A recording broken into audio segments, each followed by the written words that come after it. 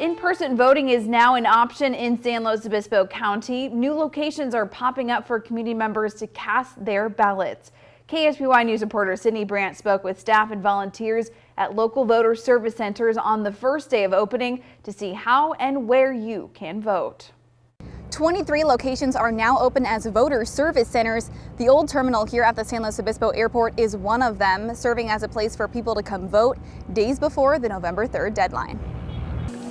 Time is running out to cast your vote, but this year there are 4 days to vote in person, some taking advantage of the traditional method. I've always felt the need to go actually to the polling place and have that responsibility as a U.S. citizen and a voter to physically do it. While others are on board with the option to vote by mail. I like voting by mail because it allows the convenience of being able to vote on my own, and also with COVID-19, I wanted to make sure I was doing it the safest way possible, so for me that was voting by mail. Saturday marks the first day of in-person voting, and SLO County voter service centers saw many people casting their vote. We actually have, in the first hour and a half, we're at 286 voters who have voted at these voter service centers. As of Saturday, the SLO County Clerk Recorder's Office has collected more than 100,000 ballots, and through Tuesday, people can drop them off without getting out of their car.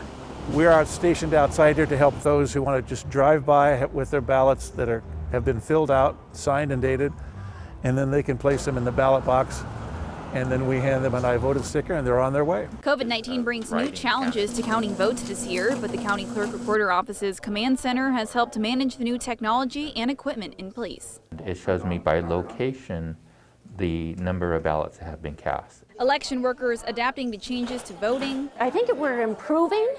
It's just a big learning curve for everybody this year. In a time where people say now more than ever is the time to get out and vote.